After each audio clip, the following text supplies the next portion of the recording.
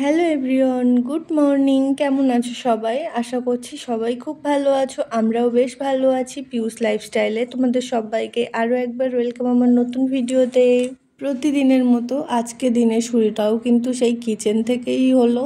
আর এই যে সকালে কিন্তু ব্রেকফাস্ট সবার জন্য রেডি করে দিয়েছি। তারপর ধৃতাংশুর বাবা আমার জন্য একটুখানি গুড়ের জল করে নিয়েছি, সেটা দুজনে খেয়ে নিলাম। তারপরে এই যে টিফিন প্যাক করার পালা চলে আসলো। তো আজকে কিন্তু আলু পরোটা বানিয়েছি, সেটাই ছেলেকে টুকরো করে করে কেটে দিলাম, কারণ ওর ভিতরে লঙ্কা থাকে তো সেগুলো বেছে বেছে দিয়েছি। তার সঙ্গে কিছু অরেঞ্জ ছাড়িয়ে দিয়েছি, একটা কলা দিয়েছি। আর ঘরে তো ললিপপ রাখাই থাকে, তো ছেলের তো চোখ এড়িয়ে যাওয়ার উপায় নেই। ওকে মুখ ধোয়ানোর জন্যে ওই যে রান্নাঘরে ব্ল্যাক স্টোনটার উপরে বসিয়ে রেখেছিলাম, আর ওই পাল্লাটা খোলা ছিল, ওর চোখ পড়ে গেছে, সেই জন্য একটা ললিপপও তাকে দিতে হলো।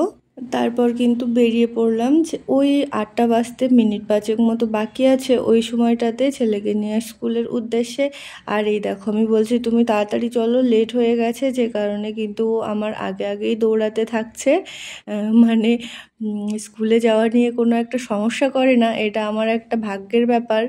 আর স্কুলে যাওয়ার পিছনেও কিন্তু আরও একটা রহস্য আছে, যে কান্নাকাটি না করার কারণ ওর হয়তো 2 বছর সবে সবে পূর্ণ হয়েছিল। তারপর থেকেই কিন্তু আমি এখানে অঙ্গনওয়াড়িতে ওকে বসিয়ে রেখে আসতাম। তো বসতো তো না, প্রথম দুদিন ভালোভাবেই বসতো, তারপরে যখন বুঝতে পারতো যে এখানে পড়াশোনা করাচ্ছে বা কিছু করাচ্ছে, নিজের মতো চলাফেরা যাচ্ছে না, তখন কিন্তু কান্নাকাটি করতো। তা আমি কিন্তু সেই সকাল থেকে ওকে নিয়ে বসে থাকতাম, 12টা 12:30টার সময় ঘরে আসতাম, এসে তারপরে রান্না করতাম। তো তার কিছুদিন পরে আবার সেখান থেকে বন্ধ করে দিই অঙ্গনওয়াড়িতে নিয়ে যাওয়া। তারপরে যখন অন্য একটা রুমে আসলাম, সেখানেও দেখলাম ঘরের ভিতরে খুব দুষ্টুমি করছে, তো সেখানেও কিন্তু অঙ্গনওয়াড়িতে রেখে আসতাম।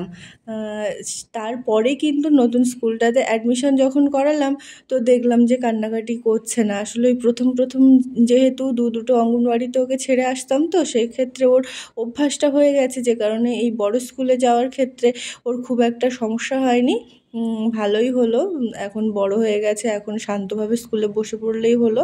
তো তারপরে কিন্তু আমি এই যে ঘরে চলে এসেছি, এসে এই যে ঢ্যাঁড়সের আজকে একটা ভাজা হবে, তো আমি ঢ্যাঁড়সটাও কেটে নিয়েছি, সেই সঙ্গে পেঁয়াজটা একটু মোটা মোটা করে কেটেছি, আর কাঁচা লঙ্কা দিয়েছি, দিয়ে এখানে লবণ আর হলুদ দিয়ে ভাজাটাও বসিয়ে দিয়েছি কিন্তু।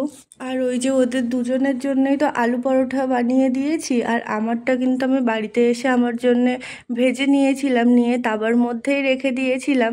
আর তারপরে কিন্তু এই যে ঢ্যাঁড়স ভাজাটা বসিয়ে দিয়ে আমি কিন্তু আমার খাবারটা নিয়ে নিলাম, একদিকে ওই ভাজাটাও হতে থাকবে, আর তার মাঝখানে কিন্তু এই যে আমি খাবারটাও খেয়ে নেব। আর তারপরে কিন্তু ওই ঘরের কাজ টুকটাক করে করতে থাকবো, সেই সাথে রান্নাটাও হতে থাকবে। তারপরে কিন্তু সোজা তোমাদের সাথে দেখা হচ্ছে একেবারে ধৃতাংশুকে স্কুলে নিয়ে আসার পরে। তো এই যে ওকে স্কুল থেকে নিয়ে এসেছি, তখন তোমাদেরকে দেখিয়ে দিচ্ছি যে আমার ঘরের সমস্ত কাজ কিন্তু সব কমপ্লিট করেই আমি গিয়েছিলাম, বাসনপত্র সব ধোয়াধুয়ি করার পরেই গিয়েছিলাম। এবার কি কি রান্না করলাম চলো একটুখানি তোমাদেরকে দেখিয়ে দিই। কারণ ওই যে দেখো, গতদিন রাতে কিন্তু পটল ভাজা দেখছো অনেকটাই ছিল, সেটা আবার একবার গরম করে নিয়েছি, সেই সঙ্গে ওই যে ঢ্যাঁড়স ভাজা করেছিলাম সেটাই রয়ে যাবে। আর সয়াবিন আলুর কষা কষা তরকারি করেছি, বেশ একটু স্পাইসি করে, খেতে ভালো লাগবে যে কারণে। তারপর কিন্তু এবারে ভাতটা বসিয়ে দেব, তার মাঝখানে ওই যে যে ধোয়া বাসনগুলো ছিল সেগুলো যার যার জায়গাতে রেখে দিই, আর এদিকে ভাতটা বসিয়ে দেব। আর ওই যে ছেলে জুতো টুতো তো প্রত্যেকদিন এত নোংরা করে নিয়ে আসে, কি আর বলবো, তো জুতো টুতোগুলো পরিষ্কার করতে লাগবো, ওকে একটু কিছু খাবার টাবার দেবো। ওই যে দেখো যে নামকিনটা নিয়েছে না, ওটা কিন্তু আমি নিয়ে ওর স্কুলের সামনে গিয়েই দাঁড়িয়েছিলাম, তো সেটা নিয়েছে, তাকে সেই প্যাকেটটাকে কেটে দিতে হলো, 1 গ্লাস জল দিতে হলো, আবার বাটি আর চামচ আমার কাছ থেকে নিয়ে গেল, মানে ওই জলের ভিতরে সমস্ত নামকিনগুলো গুলে একেবারে একশেষ করবে। তো যাই হোক, ও যা পাচ্ছে করতে থাকছে, এর মধ্যে আমি ভাতটা বসিয়ে দেব, দিয়ে ওর জুতো টুতোগুলো পরিষ্কার করে দেব, দিয়ে তারপরে কিন্তু স্নান করে পুজো করে তারপরে ছেলেকে স্নান করিয়ে খেতে বসাবো। মানে প্রতিদিনের এই সব কাজগুলো কিন্তু চলতেই থাকে।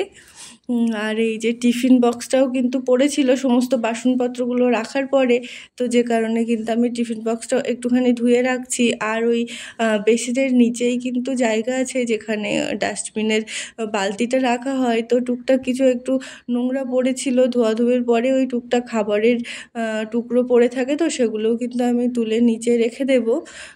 দিয়ে তারপরে ওই যে ভাতটাও হয়ে যাবে, তার মাঝখানে আমি স্নানটাও সেরে চলে আসবো।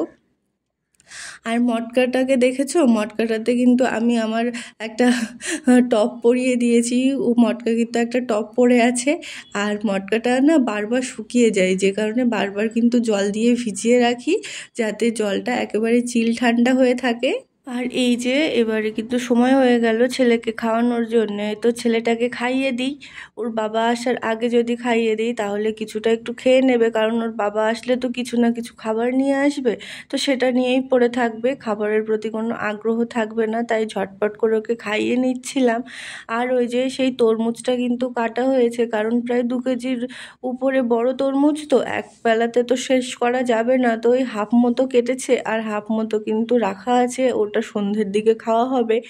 তো এই যে কেটে এনেছে, বেশ ভালোই ছিল, কিন্তু খেয়ে নিচ্ছি। আর ধৃতাংশুর আলাদা করে প্লেটে দেওয়া হয়েছে, কিন্তু সে তাতে খুশি না। ওই যে দেখো আমি খাচ্ছি, সেখান থেকে কিন্তু টুকটুক করে একটা করে তুলে নিয়ে নিজের প্লেটটা ভরে রাখছে, খাওয়ার নামে খোঁজ নেই, শুধু নিজের পাত্রটা ভরা থাকলেই হলো। এই হচ্ছে সব বাচ্চাদের একটা ধর্ম। আর আজকে কিন্তু একটু বাইরেই যাওয়া হয়েছিল, আর ঘর থেকে বেরোতে বেরোতে প্রায় সন্ধেই হয়ে গিয়েছিল। তো মেন কাজ ছিল যে আমাদের একটা ট্রলি ব্যাগ আছে, সেই ট্রলি ব্যাগের যে হ্যান্ডেলটা না ওটা ভেঙে গেছে, যে কারণে ওটা সারানোর জন্য দোকানে দিয়ে দিয়েছিলাম। আর ওই যে ওর বাবার একটা ট্রাক স্যুট কেনার দরকার ছিল, তাই এই ট্রাক স্যুটটা কিনে এনেছি। বলো তো এই টি শার্টটার সাথে কি এই ট্রাক স্যুটটা যাবে কি? আসলে টি শার্টটা নিয়ে যাওয়া হয়নি, আর ম্যাচিং করে টি শার্ট আর প্যান্ট কেনা কিন্তু বিশাল একটা চাপের বিষয়। আর ওই যে ফেরার পথে কিন্তু কিনে এনেছিলাম আজকে মাছের মাথা, তো এই মাথাটাই ছিল মনে হয় 800 গ্রাম মতো, হ্যাঁ 800 গ্রামের বেশিই ছিল। আর তাও বাড়িতে আসতে আসতে প্রায় 9টার উপরে বেজে গেছে, তো আমি ওই একটা তরকারি রান্না করছি আর কি। তো একদিকে কিন্তু এই মাছ টাছগুলো ধুয়ে টুয়ে এখানে ভাজাটা বসিয়ে দিয়েছি, আর আরও এক প্রকারের মাছ এনেছে, সেটাও কিন্তু তার মাঝখানে কেটে কুটে নিচ্ছিলাম। তো যে মাছটা আনা হচ্ছে সেটা হচ্ছে এই যে আমুদে মাছ বা গাংমৌটি, অনেক রকমেরই নাম আছে। তো এই মাছগুলোও কিন্তু কেটে কুটে আমি ভেজে রাখছিলাম, এটা আর আজকে রান্না করব না, এটা গতকাল রান্না করব। আর ওই যে মাছের মাথাটা আনা হয়েছে ওটা তো ভেজে নিয়েছি, আর তার আগে কিন্তু মুগ ডাল কিনে আনা হয়েছিল, সেটা আমি একটা মাত্র সিটি দিয়েছি, কারণ ওই ডালগুলো তো গলে গেলে একেবারেই ভালো লাগে না। আর অনেক দিন পরেই কিন্তু আমাদের বাড়িতে এরকম মাছের মাথা দিয়ে ডাল হচ্ছে, তোমরা তো প্রতিনিয়ত ব্লগগুলো দেখো, তো আজকে কিন্তু খেতে বেশ মজা হবে বলো। তো এই যে মাছগুলো ভেজে কিন্তু আমি উঠিয়ে রেখেছি গতকালের জন্যে। আর তার মাঝখানে কিন্তু এই যে দেখো সমস্ত মশলাপাতি সবগুলো কেটে নিয়েছিলাম, নিয়ে আমি একটু তাড়াহুড়া করেই এখানে রান্নাটা বসিয়ে দিয়েছি, কারণ 9টার পরেই তো আমি রান্নাটা বসালাম। আর মশলা টশলাগুলো একটু ভালোভাবে না পেকে গেলে কিন্তু কাঁচা কাঁচা গন্ধ বার হবে। আর তার মাঝখানে কিন্তু ওই যে হাফ তরমুজটা ছিল সেটাও কিন্তু ওর বাবা এখানে কেটে নিয়েছে, কারণ এটা যদি না খাওয়া হয় তো এটাও আবার খারাপ হয়ে যাবে, পরে আর ভালোই লাগবে না, ফেলেই দিতে হবে, গন্ধ গন্ধ করবে। আর ওই যে রান্না করছি তার মাঝখানে এসে কিন্তু টুকটুক করে একটু একটু করে খেয়েও যাচ্ছি। আর তারপর কিন্তু আমার রান্নাটাও হয়ে গিয়েছিল, আর ওই যে ভাত বসিয়ে কিন্তু ছেলের স্কুলের কাজবাজগুলো ছেলেকে দিয়ে করিয়ে নিলাম, আর তারপরে বসে পড়লাম খাওয়া দাওয়ার জন্যে। আর খাওয়া দাওয়া শেষ করে উঠতে উঠতে 11:30 বেজে গিয়েছিল, মানে আমার আর ওর বাবার কিন্তু 11টার ভিতরে খাওয়া হয়ে গেছে, আর ধৃতাংশুকে খাওয়াতে খাওয়াতে আরও আধা ঘন্টা লেগে গেছে।